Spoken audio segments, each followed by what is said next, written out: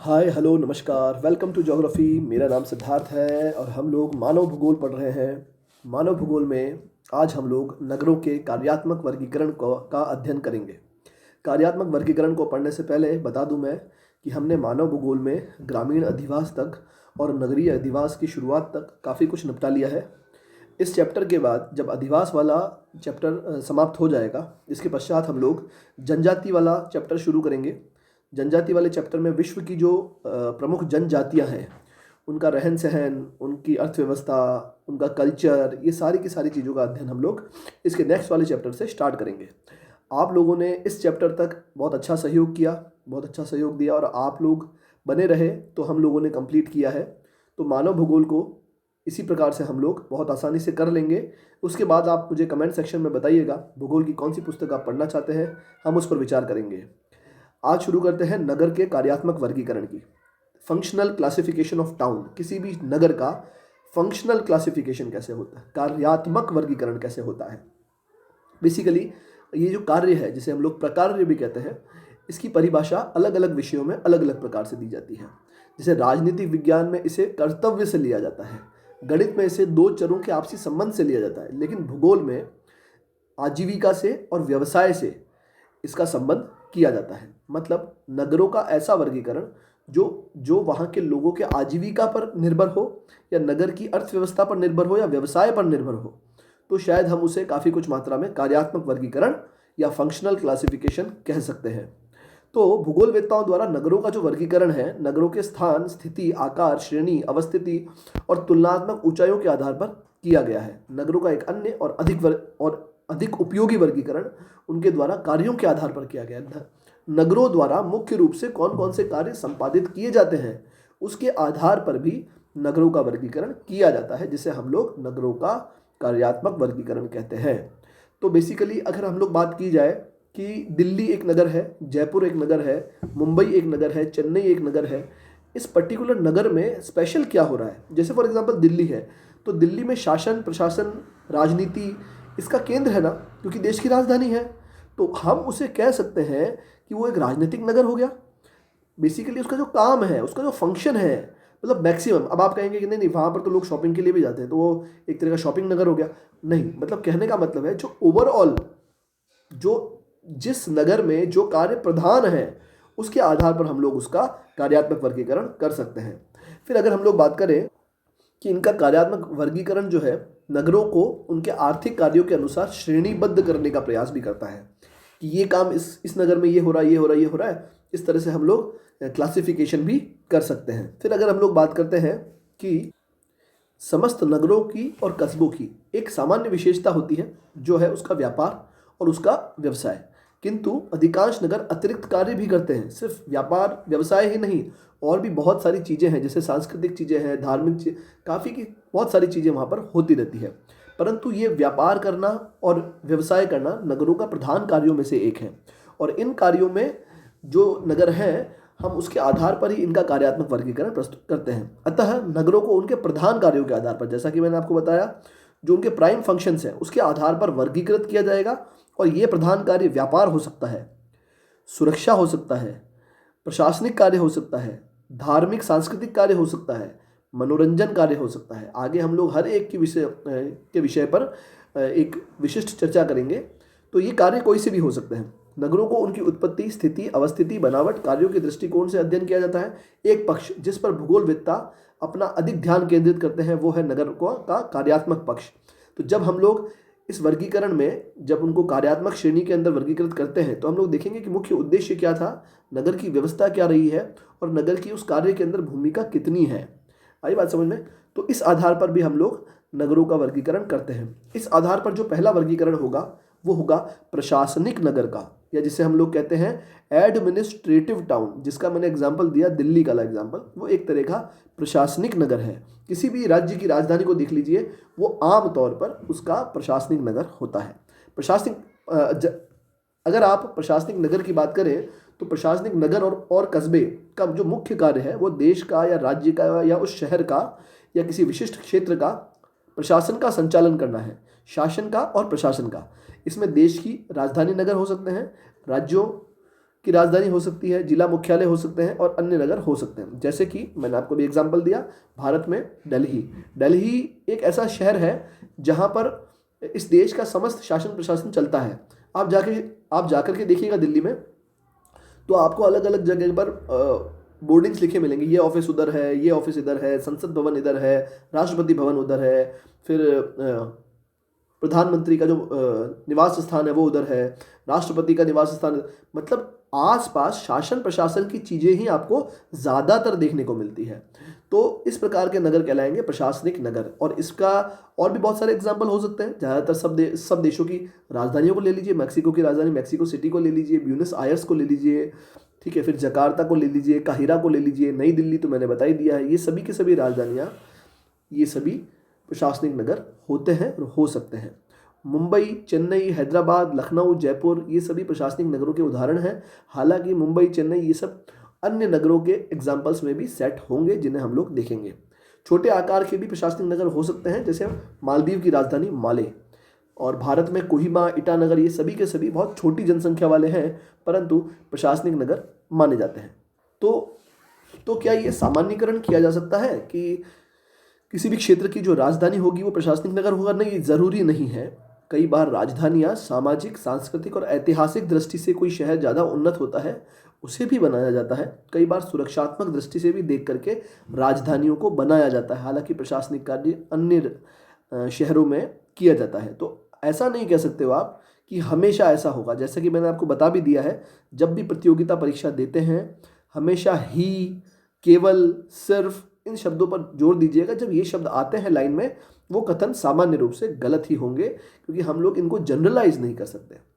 प्रशासनिक नगरों का जो मूल कार्य है वो है प्रशासन करना। फलतः सभी प्रशासनिक नगरों में राजकीय कार्यालय होंगे, सार्वजनिक भवन होंगे, राजमहल होंगे, राष्ट्रपति, प्रधानमंत्री, मंत्री, राज्यपाल या फिर अन्य अधिकारियों के निवास स्थान होंगे। ये नगर प्राय राज्य द्वारा संचालित संस्थानों जैसे बैंक, पोस्ट ऑफिस, रेलवे, सुरक्षा, व्यापार, उद्योग आदि के मुख्यालय भी इन नगरों में मिलते हैं। राजधानियों में आपको विश्वविद्यालय देखने को मिलेंगे, सरकारी अस्पताल देखने को मिलेंगे, बड़े बड़े राजनीतिक पार्टियों के मुख्यालय भी यहाँ देखने को मिलेंगे, सार्वजनिक भवनों में, पार्कों में खेलने की सुविधा, और ये सारी की सारी चीज़ें जहाँ आपको विशेष रूप से देखने को मिलती है, स्पेशली ये प्रशासनिक नगर कहलाएंगे। कुल मिला के ये सब चीज़ें हैं, ये उसका अगर आप उसको देखा जाए तो आपको ये सब चीज़ें वहाँ पर देखने को मिलती है। सेकंड नगर की बात करते हैं, सुरक्षात्मक नगर, डिफेंसिव टाउन्स। अगर आप राजस्थान के निवासी हैं तो आपको मैं एग्जाम्पल दे के पहले समझाता हूँ, उसके बाद इसको एलिब्रेट करूँगा कि नसीराबाद को देख लीजिए। नसीराबाद में सुरक्षात्मक दृष्टि से एक छावनी बनी हुई है, जहाँ पर आपके मिलिट्री के जो पर्सन्स हैं जो वो वहाँ पर रहते भी हैं और वहाँ पर उनका भंडार भी है। तो आप देखिएगा ये एक प्रकार का डिफेंसिव टाउन हो गया। मतलब मध्ययुगीन समय की अगर हम लोग बात करें तो उस समय से ही नगरों का जो विकास है, मतलब प्राचीन काल से ही नगरों का विकास हमेशा स्टार्टिंग से सुरक्षा की दृष्टि से देखा गया है कि नगर ऐसी जगह स्थापित करें जहां सुरक्षा हो और नगर की सुरक्षा के लिए भी स्पेशल बंदोबस्त किए जाए। तो उस समय किले बने, छावनियाँ बनी और अन्य सामरिक महत्व के स्थान भी उस समय बने। सुरक्षात्मक नगरों में अगर हम लोग बात करते हैं क्या क्या होता है, सैनिकों के बैरक होंगे, छावनियाँ होगी, सैनिकों के लिए आवास स्थल होंगे, हवाई अड्डे होंगे, युद्धपोतों के लिए बंदरगाह भी हो सकते हैं।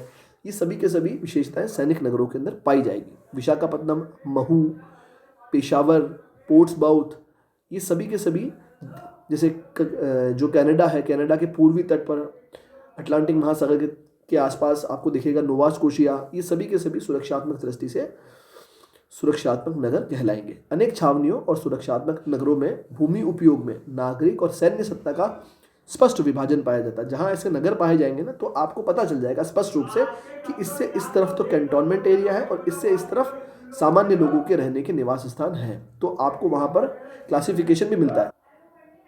ये देखिए, इसमें और भी अगर आप देखें तो मेरठ नगर है, उसकी छावनी है, रुड़की है, इस प्रकार से अनेक नगर हैं जहां पर भारत में छावनियां बनी हुई है। वो सुरक्षात्मक नगरों के उदाहरण हो सकते हैं। भारत की उत्तर पश्चिमी सीमा पर ऐसे नगर बहुतायत में मिलते हैं।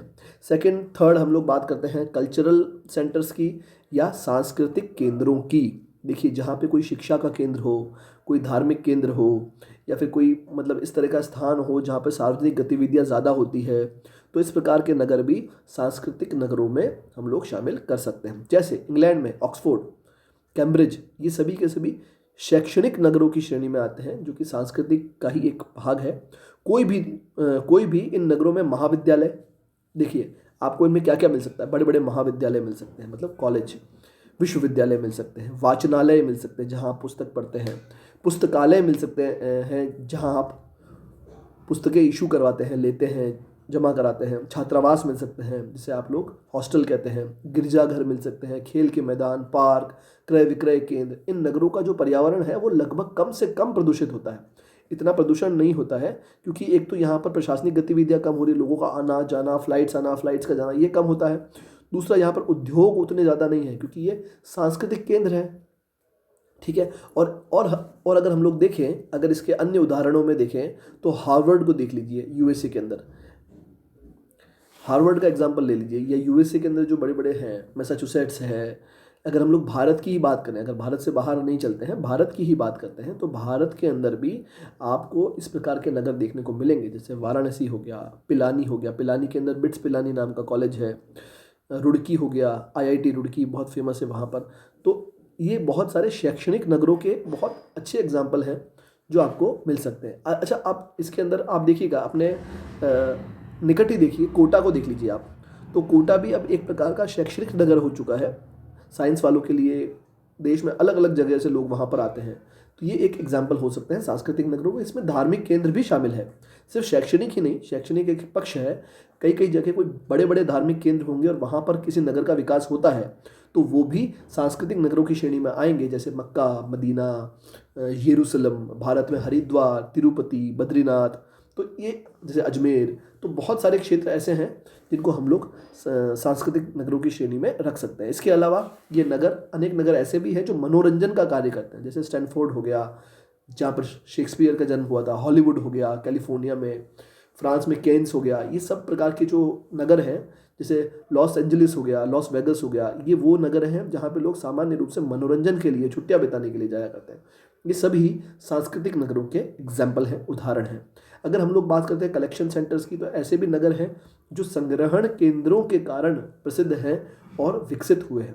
मतलब संग्रहण केंद्र, मतलब देखिए, अगर कोई नगर है और वहाँ पर खनन कार्य हो रहा है, मतलब वहाँ से खनिजों का संग्रहण हो रहा है, तो वो संग्रहण केंद्र हो सकता है। मत्स्यपोत है, ऐसे जो नगर हैं जहाँ पर जो पतन है, जो समुद्री क्षेत्र है, वहाँ से वो लोग मछलियाँ पकड़ने का काम करते हैं, कलेक्शन हो गया ना, तो ये भी हो सकता है। कहीं पर बहुत अच्छे किस्म की लकड़ियाँ मिलती है जो कि उद्योगों में बहुत काम आती है, तो वहाँ पर भी इस प्रकार के नगर विकसित हो सकते हैं। धात्विक खनिज, अधात्विक खनिज, बहुमूल्य पत्थर हो गए, ऊर्जा संसाधन हो गए, ये सारी की सारी चीज़ें अगर कहीं से निकलती है और वहाँ पर नगरों का विकास होता है तो वो संग्रह केंद्र या कलेक्शन सेंटर्स भी कहा जा सकता है उनको। बेसिकली ये नगर जो है इन खानों से सेवा प्राप्त करते हैं और यहाँ पर छोटे छोटे अधिवास विकसित हो जाते हैं। जैसे अगर एग्जांपल ले राजस्थान का, तो उदयपुर के निकट जावर की एक खान है, ठीक है, डिगबोई है असम में। ये आकार में बड़े हो सकते हैं और छोटे भी हो सकते हैं। रानीगंज देख लीजिए, हजारीबाग देख लीजिए आप, मलेशिया को देखिए जहाँ पे टिन निकलता है, ठीक है, फिनाती घाटी है वहाँ पर। तो ये वो सारे के सारे क्षेत्र हैं जो कहीं ना कहीं संग्रहण केंद्रों का काम करते हैं। जैसे कि आप ईरान में देखिए, इराक में देखिए, सऊदी अरब में देखिए, यहाँ पर तेल का उत्पादन हो रहा है, तेल का संग्रहण हो रहा है। तो ये भी एक प्रकार के संग्रहण केंद्र हो सकते हैं जहाँ पर तेल से गतिविधियाँ होगी। वहाँ पर आपको ऑयल स्मेल्टर या प्रगलक, या फिर यूँ कहें ऑयल रिफाइनरीज आपको वहाँ पर ज़्यादातर देखने को मिलेगी। ये नगर दुकानों में, मतलब यहाँ पर जो स्पेशली व्यापार होगा, जो दुकानें होगी, वहाँ पर खनन संबंधी उपकरण ज़्यादा मिलेंगे, ठीक है। और उस प्रकार के जो क्लोथ्स हैं, कपड़े हैं, वो सारे की सारी जो वहाँ पर बाजार वाली जो गतिविधियाँ होगी वो सब उसी प्रकार की होगी जो खनन के अंदर विशेष रूप से काम आ सके। फिर अगर हम लोग बात करते हैं मत्स्य पोत, फिशिंग पोर्ट्स, इस प्रकार के नगर जो समुद्र के निकट हैं और जहाँ पर मछलियाँ बहुत अच्छी मात्रा में पाई जाती है और पकड़ी जाती है, इस प्रकार के नगर भी हम लोग मत्स्य पोतों के अंदर से हम लोग शामिल करेंगे। क्लियर है। फिर इसके अंदर अगर आप देखेंगे कि इसमें और क्या क्या पाया जाता है, तो यहाँ पर शिप बिल्डिंग के सेंटर मिल सकते हैं आपको, नौका बनाने के केंद्र आपको यहाँ मिल सकते हैं, जाल बनाना, मतलब उस पर्टिकुलर उद्योग से रिलेटेड और अन्य चीज़ें भी आपको मिल सकती है। दुनिया के बड़े बड़े दुनिया के बड़े बड़े ऐसे नगर जो तट के ऊपर स्थित है वो इसके उदाहरण हो सकते हैं। फिर हम लोग देखते हैं कास्ट उद्योग, जैसे मैंने बताया अभी, लकड़ियों को काटना, संग्रहण करना, ये वाले जो है एग्जाम्पल, ये आपको 60 डिग्री जो अक्षांश है वहाँ पर और उसके उत्तर में काफ़ी ज़्यादा देखने को मिलेंगे। तो ऐसे नगर जहाँ पर लकड़ी को काटना, लकड़ी को चीरना और उससे जो फर्नीचर निर्माण है, इस प्रकार के कार्य किए जाते हैं, वो नगर इसके अंदर आप शामिल कर सकते हैं। अलास्का, कनाडा, रूस, उत्तरी यूरोप, यहाँ पर विशेष रूप से लकड़ी का कार्य किया जाता है क्योंकि यहाँ पर एक समान जो पेड़ हैं वो यहाँ पर मिलते हैं जो कि सॉफ्ट लकड़ी वाले होते हैं और वो फर्नीचर निर्माण में काम करते हैं। फिर हम लोग बात करते हैं उत्पादन सेंटर। ऐसे नगर जो कि उत्पादन सेंटर हों या यूँ कहें प्रोडक्शन सेंटर्स हों, तो उनका भी हम लोग एक अलग कैटेगरी हम बना सकते हैं। नगरीय क्षेत्र, कस्बे और नगर जिसमें किसी भी प्रकार का निर्माण उद्योग चल रहा हो, ठीक है, वो कहलाएगा उत्पादन सेंटर। जैसे कि आप देखिएगा जमशेदपुर का एग्जांपल लीजिए, वहाँ पर लोहा निकलता है, कोयला निकलता है, तो लोहे और कोयले के निकलने के बाद, मतलब वहाँ नहीं निकलता, उसके आसपास में, तो वहाँ पे लाया जाता है और वहाँ पर क्या बनाया जाता है, वहाँ बनाया जाता है स्टील। तो मतलब स्टील का प्रोडक्शन हो रहा है ना, तो ये प्रोडक्शन सेंटर्स कहलाएंगे जहाँ बड़े बड़े इंडस्ट्रीज़ है। जैसे भारत में जमशेदपुर हो गया, राउरकेला हो गया, भिलाई हो गया, दुर्गापुर हो गया, धनबाद हो गया, भद्रावती हो गया। यूएसए में पिट्सबर्ग को देख लीजिए, रूस में मैग्नेटोगोर्स्क, ओर्स्क, कुजनेत्स्की, ये सारे के सारे सेंटर हैं। इंग्लैंड के अंदर बर्मिंघम को देख लीजिए। तो ये सारे के सारे वो क्षेत्र हैं जहाँ पर लौह इस्पात और अन्य उद्योग विकसित होते हैं। तो बेसिकली होगा क्या कि जो संग्रहण केंद्र वाले नगर हैं वहाँ से तो खनिज जो का खनन होगा और ये कहाँ लाए जाएंगे, उत्पादन केंद्रों पर, और यहाँ पर जो है अलग अलग प्रकार की इंडस्ट्रीज डेवलप होती है। तो अपेक्षाकृत, हमेशा नहीं, अपेक्षाकृत जो संग्रहण केंद्र वाले नगर हैं वो विकास में पीछे रह जाते हैं क्योंकि यहाँ से खनिज निकाल करके वो कहीं और ले गए। अब जो इंडस्ट्री लगेगी उस इंडस्ट्री में जो लोगों को कहाँ मिलेगा, रोजगार मिलेगा, वो उस शहर में मिलेगा जहाँ पर प्रोडक्शन के सेंटर्स हैं। तो इसीलिए सरकार ये प्रोत्साहित करती है, लोग भी ये मांग करते हैं आमतौर पर कि हमारे यहाँ पर हमें प्रोडक्शन सेंटर्स चाहिए, हम लोग सिर्फ और सिर्फ संग्रहण के केंद्र बनकर नहीं रहना चाहते हैं। यही एक समस्या है छत्तीसगढ़ की, यही एक समस्या है बिहार की, बिहार के दक्षिणी हिस्से की, यही एक सबसे बड़ी समस्या है झारखंड की। कहीं ना कहीं नक्सलाइट जो मूवमेंट है उसके पीछे भी ये एक बहुत बड़ी समस्या थी कभी किसी ज़माने में। अब हम लोग बात करते हैं और कोई एग्जांपल हो सकते हैं, तो जैसे अमेरिका के अंदर आप देख लीजिए, डेट्रॉयट को देख लीजिए। डेट्रॉयट नाम का शहर यूएसए में किस झील के तट पर है, ढूंढ के बताइएगा। जो 5 बड़ी झीलें हैं उनमें से एक झील के तट पर दक्षिण में देखिएगा डेट्रॉयट नाम का शहर है, और एक और शहर है डुलुथ। ये दोनों के दोनों शहर अमेरिका में, यूएसए में कौन सी झील के तट पर है बताइएगा। और अगर हम लोग इस प्रकार की बात करें उत्पादन सेंटर्स की, तो भारत में अहमदाबाद को देख लीजिए, भारत में सूरत को देख लीजिए, ये इसी प्रकार के एग्जाम्पल हैं। अब हम लोग बात करते हैं अगले की, तो स्थानांतरण और वितरण के केंद्र, ट्रांसफर एंड डिस्ट्रीब्यूशन सेंटर्स। स्थानांतरण केंद्रों पर संपन्न किए जाने वाले प्रमुख कार्य कौन कौन से होंगे, व्यापार का कार्य, वाणिज्य का कार्य, सेवा का कार्य। बेसिकली ये वो सेंटर्स हैं जहाँ पर आपको वो थर्ड गतिविधि देखने को मिलेगी। जैसे आपने फर्स्ट गतिविधि में देखा था कि हम लोगों ने कहीं से संग्रहण किया, फिर कहीं उत्पादन किया, और अब आप यहाँ से स्थानांतरण करेंगे। हालांकि ये वीडियो ज़्यादा लंबा नहीं हो जाए तो मुझे इस बात का भी ध्यान रखना है, तो इसका पार्ट 2 मैं आपको नेक्स्ट वीडियो के अंदर बता देता हूँ। उसी के अंदर हम लोग इसी के आगे के बारे में चर्चा करेंगे। मिलते हैं नेक्स्ट वीडियो में, बने रहिएगा। Thank you very much.